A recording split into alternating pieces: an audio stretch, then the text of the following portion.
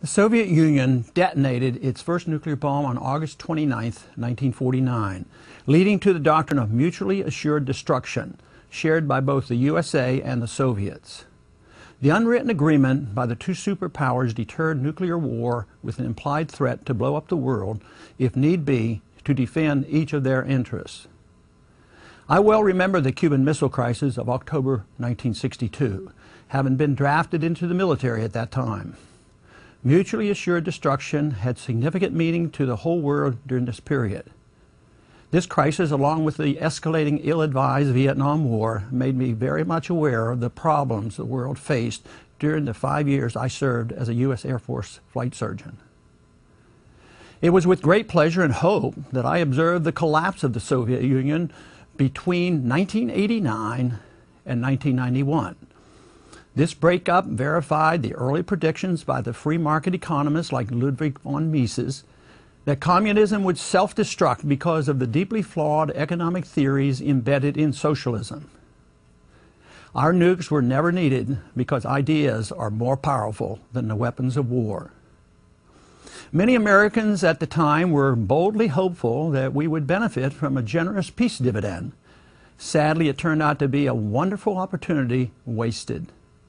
There was to be no beating their swords into plowshares, even though history shows that without weapons and war, there's more food and prosperity for the people.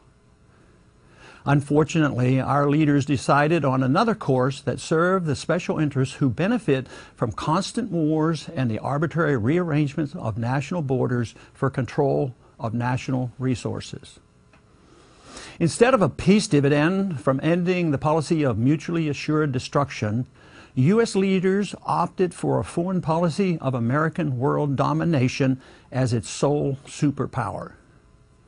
It was all in the spirit of Woodrow Wilson's idealistic goal of making the world safe for democracy by pursuing a war to end all wars. The mantra became that American exceptionalism morally required us to spread our dominance worldwide by force. U.S. world dominance, by whatever means, became our new bipartisan foreign policy. There was to be no peace dividend, though our enemies were virtually non-existent. In many ways, America had been exceptional, but in an opposite manner from the neocon-driven foreign policy of the last 20 years. If America indeed has something good to offer, the cause of peace, prosperity, and liberty, it must be spread through persuasion and by example, not by intimidation, bribes, and war. Maintaining world domination is based on an intellectually and financially bankrupt idea that generates dependency, war, loss of civil liberties, inflation, and debt, all of which contribute to our economic crisis. Saddest of all, this policy of American domination and exceptionalism has allowed us to become an aggressor nation, supporting preemptive war, covert destabilization, foreign occupations, nation building, torture, and assassinations. This policy has generated hatred toward Americans and provides the incentive for almost all of the suicides attacks against us and our allies. To continue to believe the fiction that the militants hate us for our freedoms and wealth may even result in more attacks against us, that is, unless our national bankruptcy brings us to our knees and forces us to bring our troops home. Expanding our foreign military intervention overseas as a cure for the attacks against us tragically only guarantees even more attacks. We must someday wake up, be honest with ourselves, and reject the notion that we're spreading freedom and America's goodness around the world. We cannot justify our policy by claiming our mission is to secure American freedoms and protect our Constitution. That is not believable. This policy is doomed to fail on all fronts. The policy of mutually assured destruction has been gone now for 20 years, and that is good. The policy of American domination of the world as nation builder-in-chief and policeman of the world has failed and must be abandoned. If not as a moral imperative, then certainly out of economic necessity. My humble suggestion is to replace it with a policy of mutually assured respect. This requires no money and no weapons industry, or other special interests demanding huge war profits or other advantages.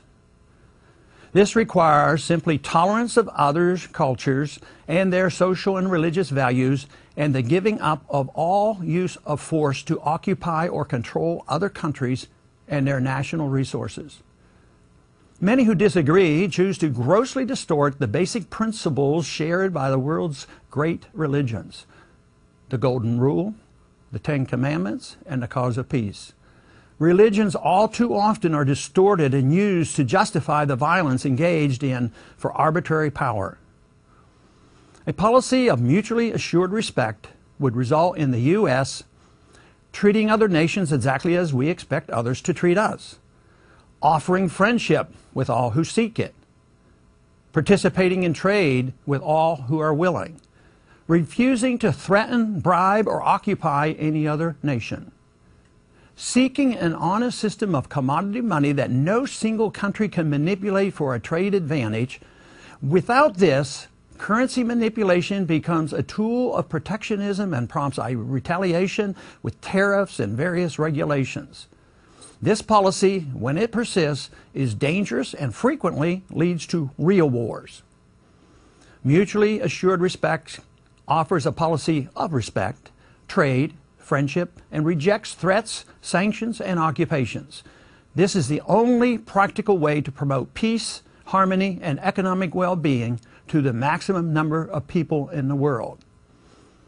Mutually assured respect may not be perfect, but far better than mutually assured destruction or unilateral American dominance.